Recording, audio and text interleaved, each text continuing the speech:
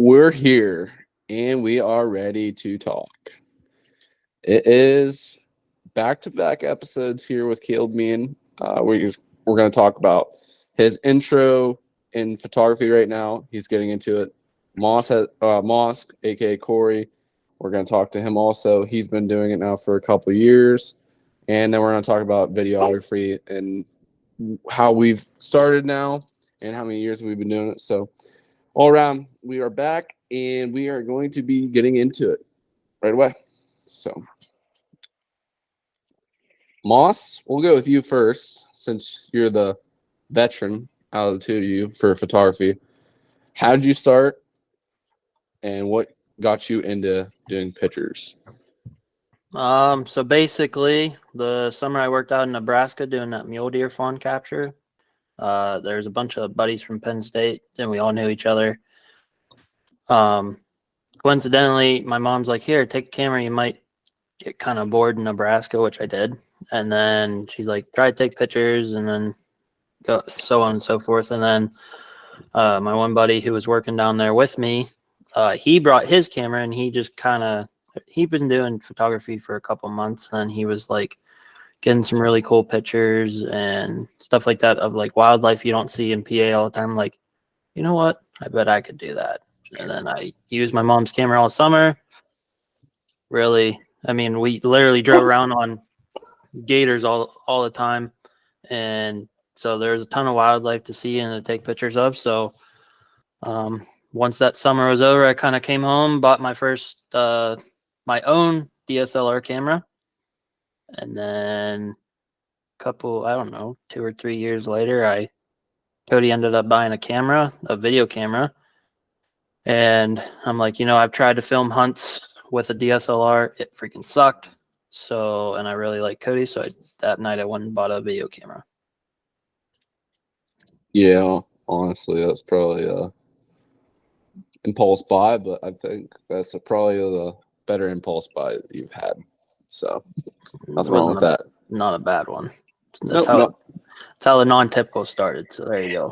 Yeah, basically, that's how it all began. Is me legit jumping the gun and buying a decent camera, and that got basically the ball rolling, saying, "Hey, we should try doing something for fun." And here we are today.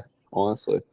Yeah, but you got lucky because you got a hand-me-down, so it's used, but you got it from a local guy, and you paid about a third of the price I did.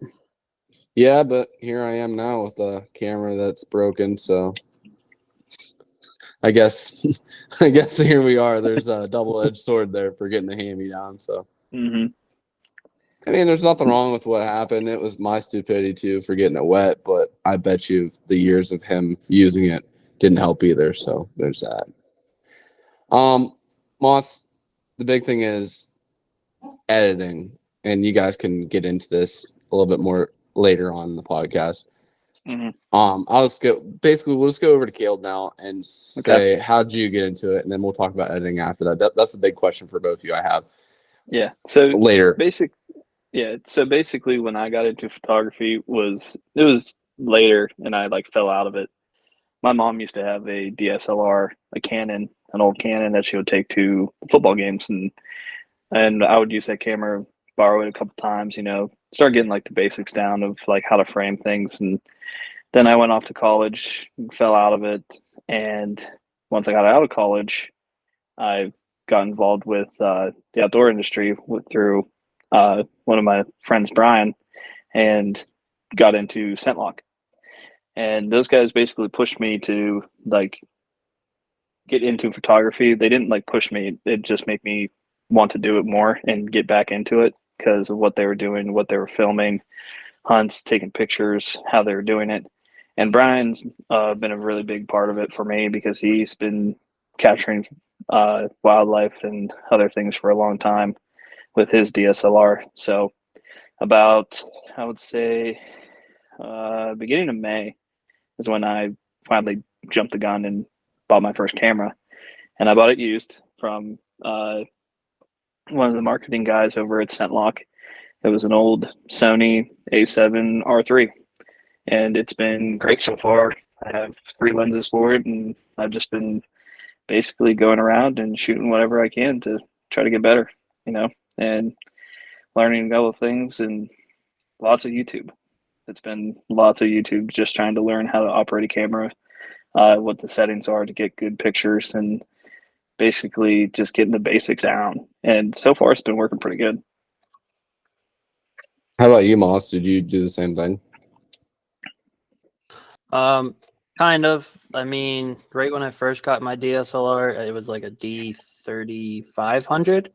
So it was like a cheaper DSLR kit. It was like $300.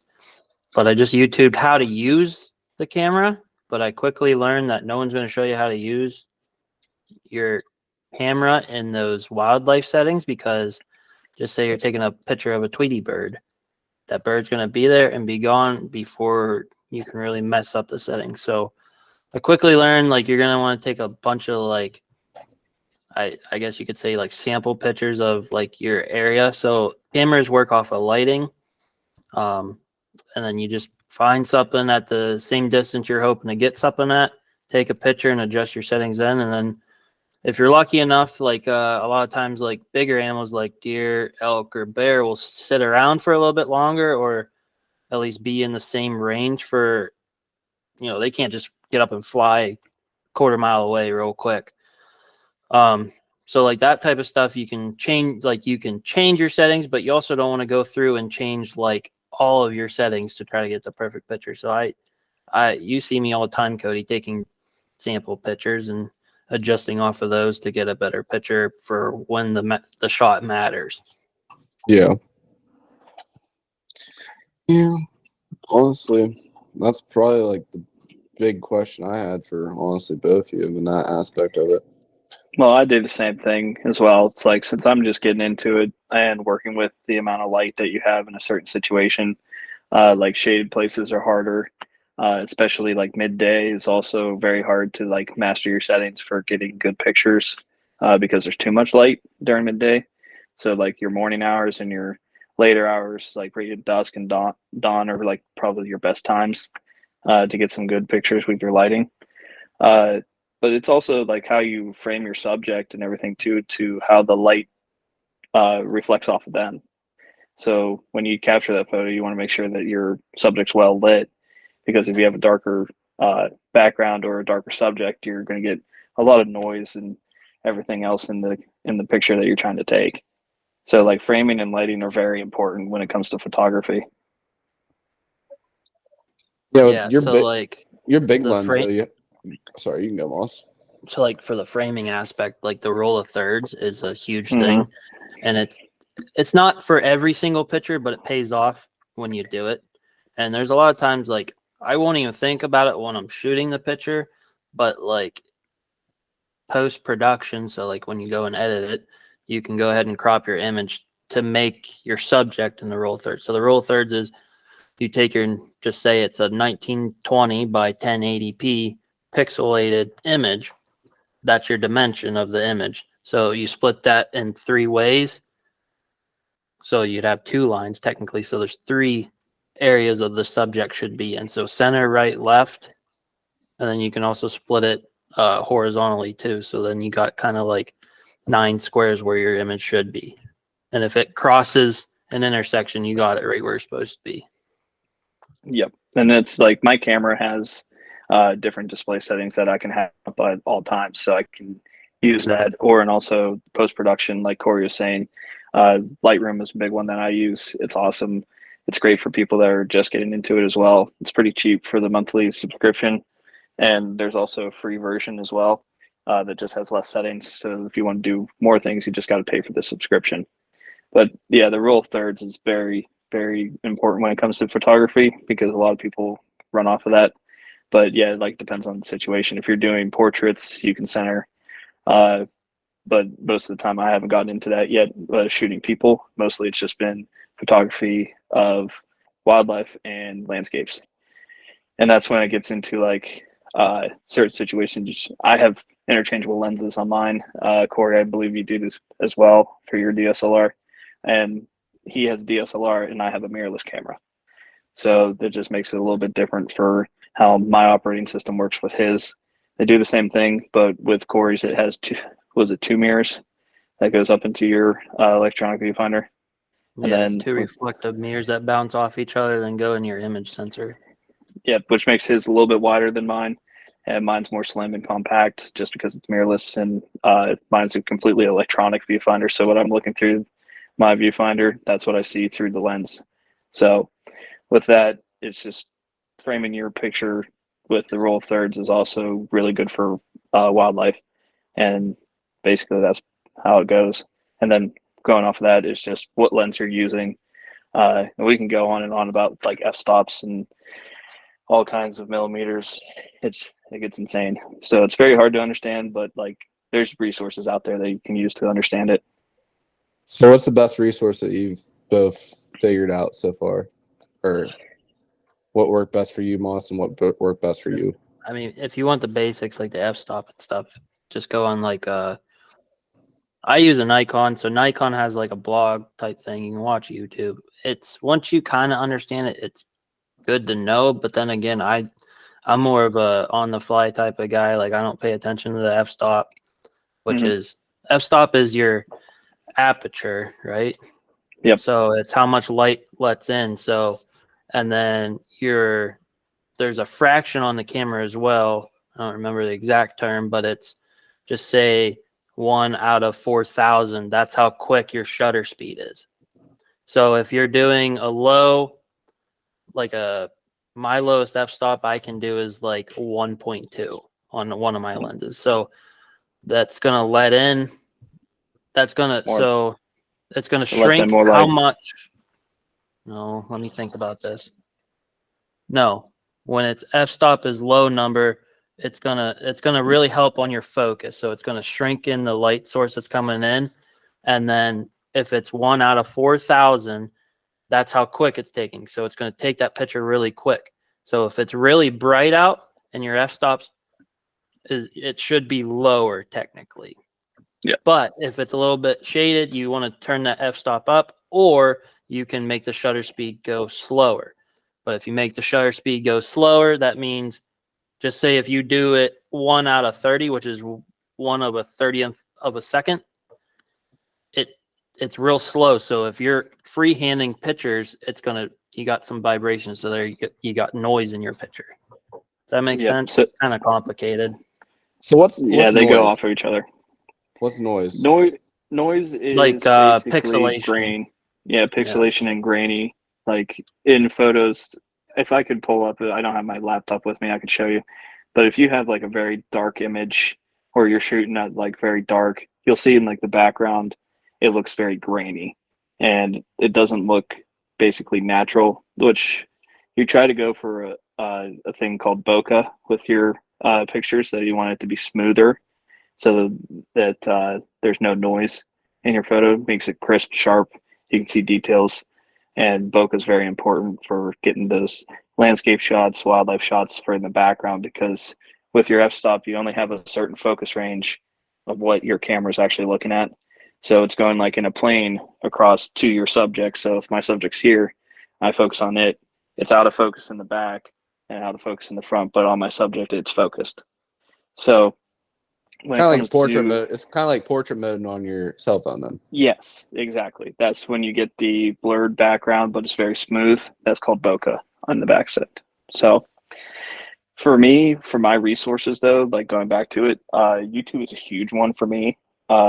Jared Polin from Frono's Photo, he's a photographer out of Philadelphia. He has a lot of user manuals, especially he has one for my camera. I use him a lot. Simon Detremont, he's a photographer out of Canada that does wildlife photography, and he is very renowned for that and takes amazing photos. In these mountains on Instagram is another guy that I look at a lot, and then also Brian because he's been in photography for a long time. My personal resource, and Vic, who is my pro staff manager or slash team lead, that he's in photography too and uses the same camera I do. So I ask him a lot of questions if I have questions on like metering or focus stuff, anything about the camera, I just ask him or Brian. So I have plenty of resources, but YouTube and the internet, it's always been a great resource to have. So for your editing, so basically we've already discussed. For anybody that's kind of lost now, I'm honestly kind of lost to a point because I know nothing about cameras, so like this is all new to Mhm. me. So basically we've talked about how you guys got into it Mhm. and talked a little bit about formatting. Didn't is that what you guys said something? Framing. Framing. Moss, you could basically explain what you guys have talked about so far because I have no freaking clue. My Yeah, audio. basically we just went over the basic functions if you're shooting a DSLR or mirrorless in a manual mode. Yep. But basically, if you don't really care about that right now, like it's not needed to know just to film your hunts. And I think that's a Mhm. directive we should actually take this podcast to is using DSLRs, mirrorless, or camcorders in a hunting scene or branding pictures and stuff like that. What editing Yep. software are you guys using? We can go to that real quick for your for your pictures. Mine is Lightroom, Adobe Lightroom, and soon I'm going to be making the jump to Photoshop as well to use them for both. But Lightroom is what I use primarily. Moss, what are you using? I use Lightroom Classic. I use Photoshop, and then for videos I use Premiere. But Adobe is such a scam, dude. It's ridiculous. I'm looking at different options. Like I think we pay like if you want Lightroom and Photoshop, you can pay $35 a month, which isn't bad. But if because we wanted to get Premiere Pro, which is the video editing software, me and Taylor got locked in at like $55, which isn't bad. But if you look at it 12 months, that's over $600. So that's ridiculous. But I just looked at it last night. If you get into it now, it's $89.99. So you're looking at $1,000 just to edit videos. So now I'm looking at different video, at least video editing software to at least take some money down a little bit because it racks up. Yeah, and with that too, it's like you get what you pay for too. Like for Lightroom, I believe it's only I think $12 or $15 a month, I believe, for a couple months when you first start, and then it goes up a little bit. But it's not bad if you're just primarily focusing on photography. For me, on the video editing side, I don't take many videos, so I don't have video editing software. Most of the time, I just go to Brian, who he has Premiere Pro. So going with him, if I do film something, I usually just sit down with him when I see him. Say he's only about an hour and a half away. I just go down. We talk about some things, catch up real quick, and then he shows me the lowdown of editing photos and video.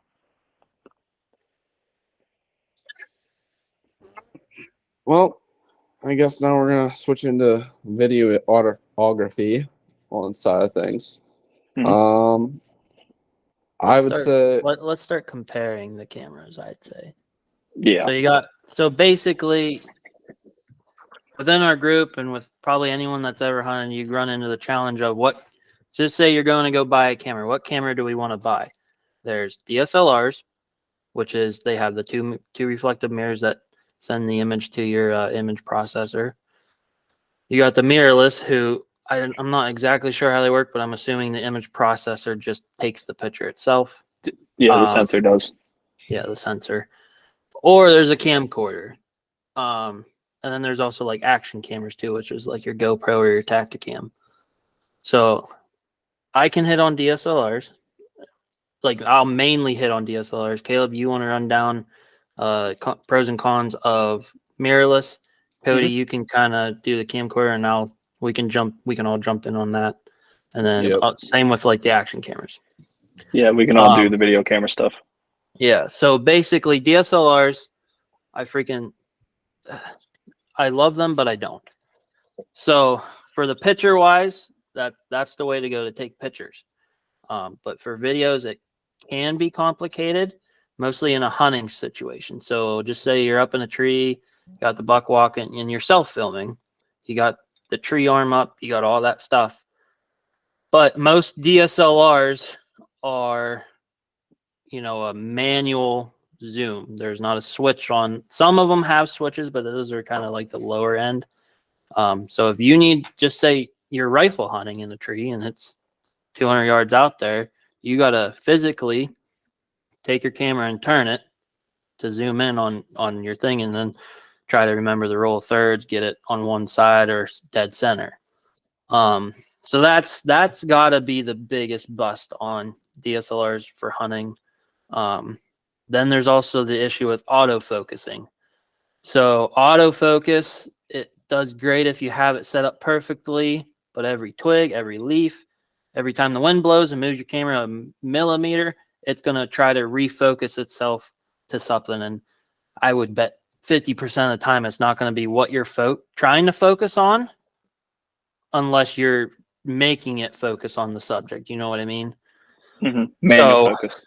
Yeah. So when I use the DSLR for filming hunts, I just straight up go manual focus, where again, you're going to want to turn the dial on your lens, which then takes time. So if you're up there in a tree by yourself, it's like You're better wasting. off. You're better off just using a camcorder. Is what we're going to get at for that. If you're going to self film, camcorder is probably the way to go. Yeah, I mean, it takes time. I would say by the time you zoom in, by the time you get the focus right, you're going to end up needing to change the light settings, because it's most times deer come out 30 minutes before dark, and therefore you only have 10 minutes of shooting light left. So you're going to want to change your light settings to at least see the deer and stuff like that. So you're probably going to waste 15 to 30 seconds of trying to get the perfect framing and the perfect settings to get that deer on film. So when you're fiddling around with that, you're probably making noise. You're probably moving. Well, you are moving, and you're wasting time. Where if, as most hunters, you see the deer, you want to shoot the deer. So it's kind of like, if you're stuck with a DSLR, it takes a lot of practice.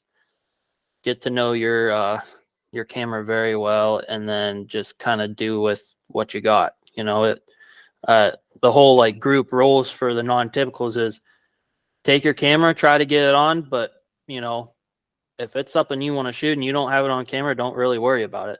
It can still make a video. Yeah, and I will say this: the DSLR and the mirrorless are going to be the better overall for better video quality than a camcorder for the most part. Well, it depends. It depends on the camera and the user. But I feel like for the majority of it, like the professionals are mostly using DSLRs for the most part. Like Micah Morgan, for example, and stuff like that. They're using mirrorless. Yeah, they're all switching to mirrorless. Mirrorless is a little bit easier, and Caleb can talk about that. Yeah. So like basically now, the whole photography and camera industry have been jumping to the mirrorless side of things. So like Canon, Nikon, Sony, Fuji, some of your big ones. Most of the time, from what I see, at least in my group that I'm with Nexus and Scentlock, most of them are running Sony cameras. Sony's user interface and menus and ease of use with the cameras has been pretty why I leapt in that direction for when I purchased my camera. But for me, I wanted to focus more on photography, so I got a higher megapixel camera. I think mine's at like 42.4 megapixels that it can take. So it takes super sharp photos, super detailed. And when it comes to, you'd say... And that, let's touch on that number a little bit. So that's like the number of pixels that's going to be within your picture. So I believe I have two DSLRs. My 750, I believe, is like 38, 39, just at 40. So it's a little bit lower, but I mean, those 2 megabytes are huge. Yeah, for the megapixels, the 2 megapixels are massive. So MP. Yep. So, and then like you have your other cameras, like your DSLRs, they do get up to that range for the higher quality DSLRs, like your what was it, the 50Ds from Canon and your 80Ds. Those cameras are great for megapixel wise. Sony on the same side, their A7s are, I think, standard now, like 33 for the mirrorless. And then they go up from there with their R's and their S's and their C's now too, with that just for cinematic.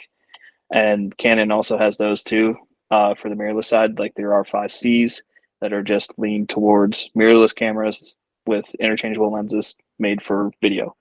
The R5 has been a big one too that I've seen that people have been using for filming hunts and for the mirrorless, but I still see the camcorders as well. So it all depends on personal preference and like what you're comfortable with, I would think. But for the mirrorless side, your autofocus is a little bit better than DSLRs. I still recommend doing manual so that you can get the whole frame of everything that you're trying to film. And then maybe for your light settings, for your ISO, and that you can make automatic on your camera so that your camera does it for you. So it takes Yeah. less things out that you have to focus on. Instead, you're just focused on your zoom and your photo or your manual focus. The bad thing is with lenses, they're most of the time they're all manual for zoom. You have to spin the dial, or with my Sigma, I can pull in and pull out on the outside of the shroud that I can, zoom it that way. I haven't filmed with it yet. I filmed a little bit, just testing it out, but I haven't used it in a deer hunt yet. So I will try it this year, maybe.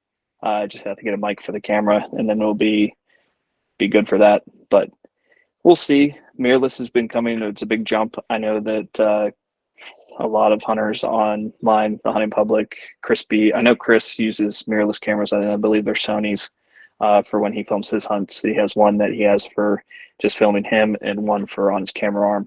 So when he's drawing back on a deer or something, he has one camera up there that's always in frame, always in focus. I don't know if what settings he's using, but it seems to be working out for him and for a lot of other people for the mirrorless side. Mm-hmm. And it also is because of bulk too. They're also slimmer, less weight, and you can get in there pretty easily with the camera. They're pretty maneuverable. Especially if you have a camera guy, it's a big thing, honestly. But Yeah. like even like Crispy, you can even see sometimes he's messing around with his camera in his videos and he's like, screw it, and he just has the one above him, like you were saying. Yeah. So Yes. And like I guess a pro and a con for like DSLR and mirrorless is they have those interchangeable lenses, so you can get those, wide angle shots or you can get that real focus stuff. But the downside of that is if you want to get both of those type of shots while you're hunting, you got to carry them both. You got to risk moving a lot to change out those lenses, and it just kind of sucks. It's a whole separate bag that you got to bring in sometimes, unless you have it like the minimum, like you have your normal standard zoom or 28 to 75 millimeter is what I use for my all around photo stuff, that I can get wide angle shots and I can get a little bit of zoom. And then for my other telephoto that I have is 150 millimeters to 600. So I can really reach out there, and with my high megapixels, I can crop that down a lot actually to still get a good, result after that. Since I have the high megapixels, if you have a lower megapixel, you can't crop as much, or you sacrifice on quality. Yep, 100%. I agree with that 100%. All that. I will say though, like if you're starting out like we did, and this is how I started out, I'll basically go in with the camcorder side of things. So it all started with me. I was probably, I'd say it would have been I'm gonna go probably it would be my freshman year of college, because I just graduated is whenever I started getting into filming, because Ryan Walker, my neighbor now, he was down the road from me. He had a camera that he didn't use. It was like I don't even know what, it's probably the base model that you would have for Sony, like a little tiny camcorder. And it was a Campbell decked out. The handy cam, it was decked out. He's like, I don't use this, man. If you want to try filming, go ahead and try filming for fun.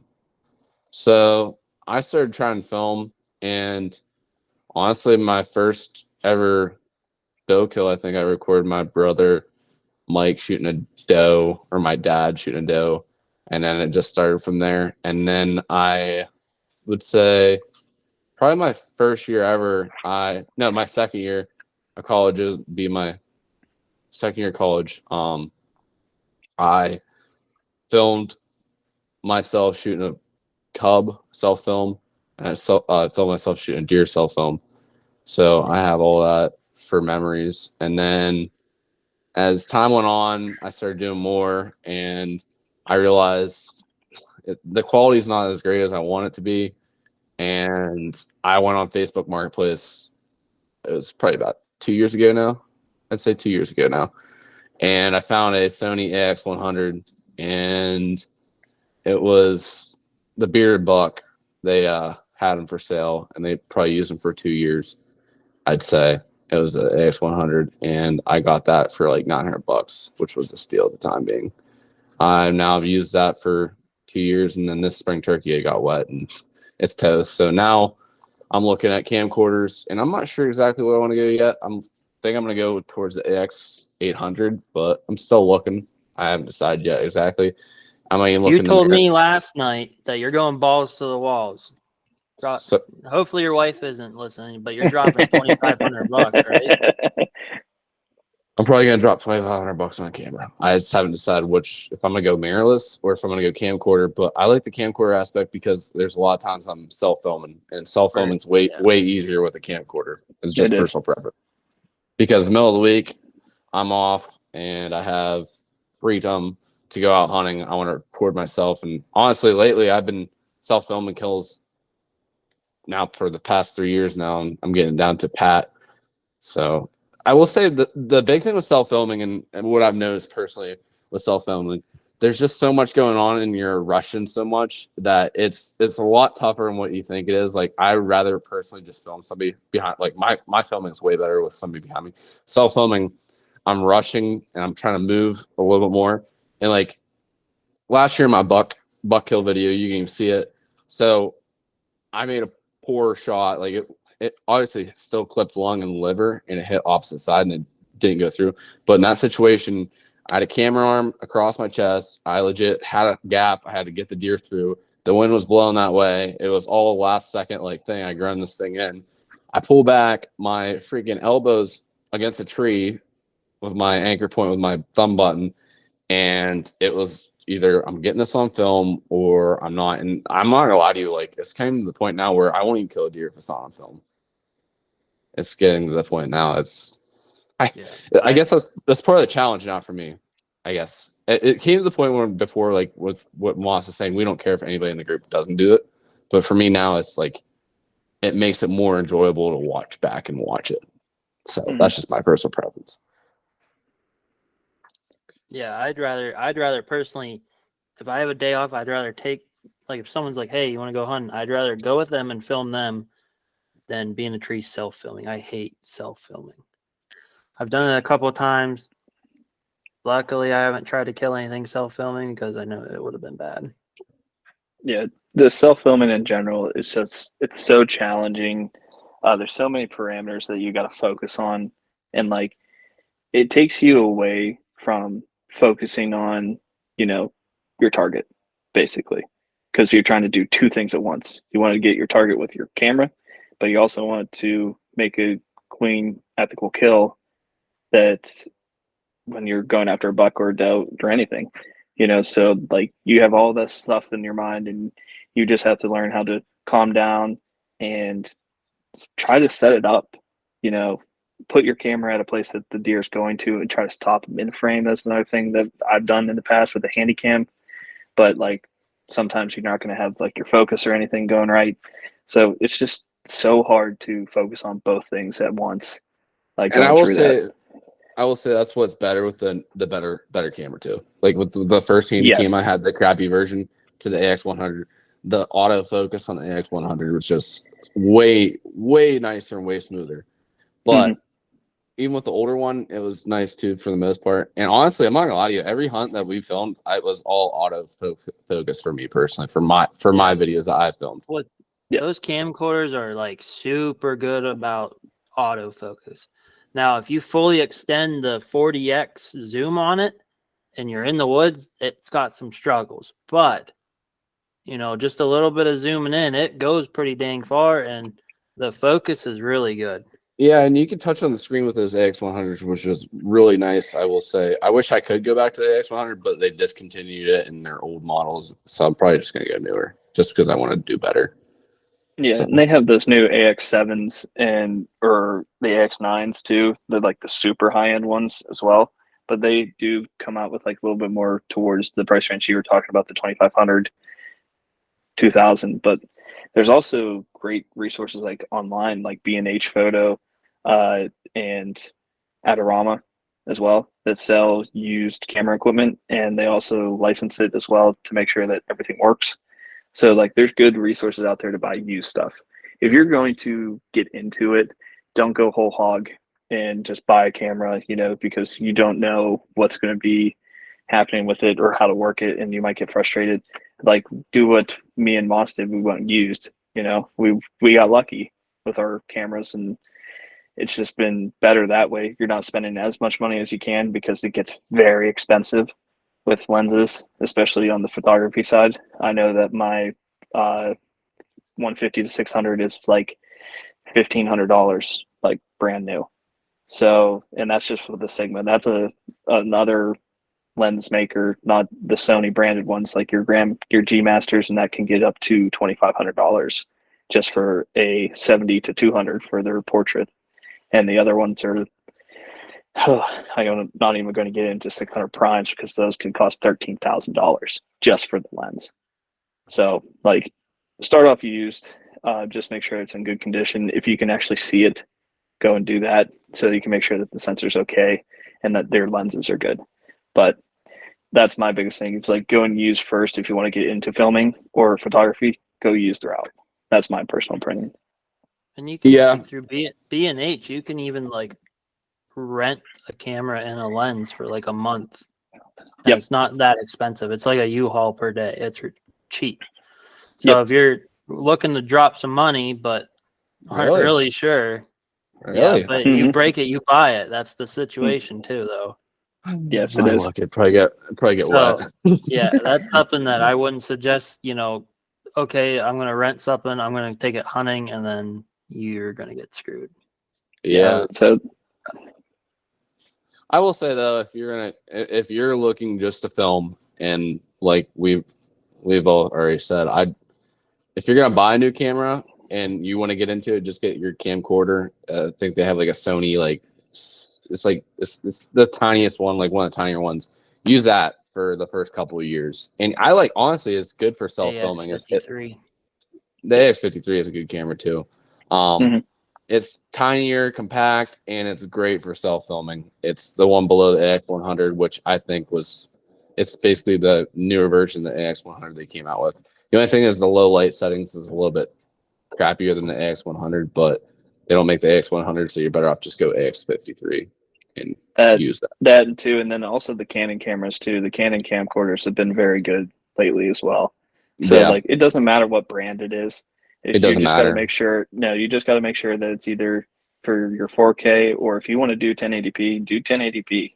You don't have to get a 4K camera to have decent quality video. Realistically, like even on YouTube, it's like okay, it's 4K, but it's like the jump from 1080p to 4K, it's not that much different. And I think if you would spend a little bit more time in the post-production type, so like you're editing and just like change the lighting a little bit and stuff, you can make it look like a cinematic film anyway. Mm-hmm. and like we're gonna jump into it right now is the accessory cameras, the backup cameras. You can film a hunt now with your freaking cell phone. It's just as good as some of these cameras they have now.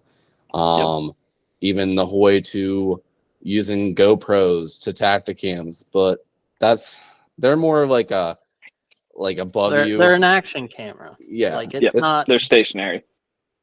Yeah. I won that Tacticam at the NWTF banquet. I ran the one year, and I was like, oh hell yeah, this thing's gonna be great. To this day, I've used it twice because I freaking hate it. It sucks. But the newer ones are nicer. Yeah, though. the newer ones might be nicer, but like Taylor shot a coyote at like 20 yards with it, wide open. You could only see its head, like it was that big on 52-inch TV. Like it, Yeah. and it's so grainy, and I was just like, it's not even worth lugging that around, And that's the same way with the freaking GoPros. Like you have to put in 4K, and by the time it's like, it the GoPros are better now. Do not get me wrong, but I think I have the GoPro here at 8. The 9 and the 10 are really good right now, and I like them a lot. They're better than mine. But like honestly, like we're saying, you're not gonna film a hunt in great form, but you're gonna see what the heck's going on. Because Alex has a doe kill with this recurve, and that film is actually not terrible at all. And you can edit to make it crop in, and you can see what's going on. So you can like film hunts with that kind of stuff, and like you don't have to pay. realistically, like I mean, we're talking your kill shots in the woods are going to be at max should be 30 yards, 35 yards. I'll And give that's you when 35 yards. So, and and it, those GoPros do perfectly fine. The new ones, they're not even, you don't have to have them on wide angle mode. You can do it on normal, which is just like what a normal camera would be without a zoom. Yep. and I will those like say the camcorders, the cheaper ones, you can get a good kill shot on those, and you can get the good film, like just recording it. It's just not going to be as crystal clear as the more expensive cameras. Is all we're saying. It's Yep. not going to be, and that's all it is.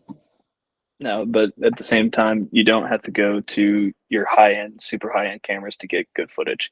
Like you can go mid range, less than $2,000 for a good camcorder. Get all the accessories, your mics, you can even get remotes and everything to control when you're on your camera arm to do zoom and everything else on that, like on Amazon. Like you don't have to have brand name stuff onto your camera for accessories, like your mics for windscreens, so you don't want the wind noise. Rode makes a really good one, and a lot of other places. And then for remotes as well, I highly recommend a remote if you're going to be filming on a camera arm by yourself, because then you just have to focus on the remote and not be fiddling with your camera. Especially, I've seen guys on YouTube do a full draw. They'll go down, touch their remote, put it into with the camera arm, just put it into frame, put it in the zoom, and then that's it. They go back to, focusing on shooting the deer. But with those going back to action cameras are great too, just for stationary stuff, like focusing on you in the tree stand.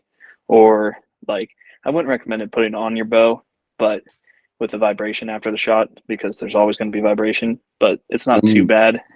No matter what, some, that's the problem, and that's my bitch about Tacticam. They need to make their cameras like GoPros, and they'd be money if they I come think the out new like ones have the image stabilization though. The new ones, I think it's the 6, the Tacticam 6. I don't know. 0.0. That's my only. That's one thing, like higher end cameras, like more expensive cameras can get you, is the vibration reduction. So it's more of a smooth video. It's not like people like it for photos too, but for video, I mean, that's the difference maker. I think the AX100 has it. My more expensive DSLR has it, but my lower end one does not. And when you go into editing, you got to do a whole lot more work to those type of clips than you do the ones that have the vibration reduction. So save you some time, but maybe not some money. Go for the higher end camera. Yeah, if you're looking for a good camera that you're not going to spend arm and leg, you're looking to spend from roughly, like we're saying, a good video camera. You're looking at easily $1,000 all day long. I think you can get away with like $500 to $700, and you would do perfectly fine. Especially for archery. For a camcorder. Yeah, for a camcorder. When you go into the mirrorless or anything, you're looking, their DSLR is like a good, decent one. You're looking at $1,500 just for the camera body itself. That doesn't include the lenses. Like So- that AX53 Cody, that will do the same exact thing as our 100s did. It's just that the lighting settings are different. Yeah, but I'm saying, like, if you're brand new and you're into it, you're gonna spend probably another $200 on a mic. Your extension stuff like that, it's gonna be closer to like $1,000 when it's all said and done. Yep. Yeah, and don't forget your camera arm too. Yep, camera arm's 120. Like I have a cheaper one. Like it's probably about $150. So there's another. You're gonna have $1,000 into it when it's all said and done. And for all you listeners out there right now, if you're looking in again in the self filming, I have a freaking camera arm for sale that I, for some reason, cannot get rid of. So whoever the hell wants it, I just want a couple of bucks, really. There you go, Caleb. You want a camera arm? Moss has I a got camera one. arm. I have the money. Remember Oh, yeah, the ones that right. they don't make anymore? Yeah. They're selling like hotcakes because they can support the heavier cameras that the guys that are in the professional industry are using now Yep. because of how beefy it is. But Yeah, it is beefy heavy. scrap. It is heavy. I have a freaking beefy fourth arrow, and it holds like a 12-pound camera, and I don't need that. No, I need the smaller one. That's what I have. I have the fourth arrow. What is it? I think, but baton. It's like a starts with a Baton. B. Yeah, baton. I think is what it is. But I could be wrong with the name. It's like the $150 one, and it holds holds my camera very well, and it's like it holds up to like 7 pounds or 8 pounds. Yeah, cameras. and then we also forgot with camera arms, you also need to get a camera head too that attaches to your camera so that you can pivot and swivel and everything on there because some of the camera arms do not come with them as well. So you might have to make that investment as well. I was gonna say I'm pretty sure all camera arms don't come with it. Yeah. Which I have one of those for sale too. For everyone wants that. The fourth arrow. Mine did the cheapest one though. I did get lucky with that. That's my nail. So you can get a good fluid head for like $60, and it will do like the slow drift back up when like it's fluid motion pretty much. But if you get anything lower than that price range, can you put that? Can I put that on my camera? Mine? Yeah. No, mine. Oh, doesn't yours have a fluid head? It does, but it's like a cheap. Yeah, you just got. I'm pretty sure the standard's like 1/4 inch drive holes. Yep. You just take it out and then put it back on. Like, all right, I'm gonna have to do that then because mine I need better fluid head. I'm gonna have to get a new one too because I got the bulky one for my bulky camera arm, and now it's like I have a slim camera arm, so I don't need a ginormous freaking fluid head. Like honestly, it's filming hunts is just like everything else a hunter does. It's a money pit. I will say it is a money pit, but I'm telling you, it's rewarding. I think it's more rewarding than killing. Yeah, I enjoy filming more, 100%. Yeah, I love doing filming, but I really do love the picture taking aspect of like on my side too. It's like coming out just to take pictures of you guys doing like food plots or anything like that. It's like I just enjoy going out with the camera, taking shots, and seeing how good can I make that footage. You know, it's a challenge. Everybody's not going to be perfect, you know, especially us, even me. I'm not a professional in any sort. I get lucky sometimes with good pictures, and I'm really happy with that, and I keep those for myself. And that's the same way for footage, you know, unless it's like doing stuff with you or we're filming together because Cody, we filmed a ton together. You know, we got a couple doe kills on camera and had a lot of fun doing it. And that's also another thing about it. If you're filming with a buddy, you're sharing that experience with a friend, you know, and it's very rewarding that way too, because there's lots of times me and Cody been up in the tree stand just sitting there laughing and giggling, trying to keep quiet. And it's just a good experience. And you remember those hunts, you know? Yep. I'm probably not going to lie to you. I think I filmed a lot of kills. A lot. Yeah. And I'm not going to lie to you. I think filming them is better than killing. And Moss can even agree with that. And you can also. I feel like you filming it is way more rewarding than that person shooting it. Like, don't get me wrong, I love killing shit, but filming it, I think, is a little bit better. Like, you know how you get that, like, harvest high is, like, what I like to call it? Like, after you shoot something, you're, like, real pumped about it. Yeah. If you have the video to look back on and, like, take the time to process and edit it, that high continues for a little bit longer, and that's my favorite part. Yeah, I totally agree. Yep, 100%. So if you're listening, those are the options in photography. That's just what we've experienced in our videography side of things also. So you guys can take whatever you want to take from this podcast and choose what you want to choose. And honestly, good luck hunting and enjoy your time in the outdoors is all I'm going to say. If it's taking pictures of stuff or videoing things or whatever you're going to go with this, at least you took something out of it. And like I said, subscribe, follow us along. We'll have more podcasts coming. We're starting to get things rolling. I will say, this is just the beginning for us. Honestly, we're gonna start being a little bit more consistent this year. It's the goal, and hopefully we can get more film and more photos and just share basically what we're doing. We're here to have fun, and that's all it's all about. So stay tuned for the next one. Like us on Facebook, Instagram, and check out the YouTube and subscribe, please, and thank you.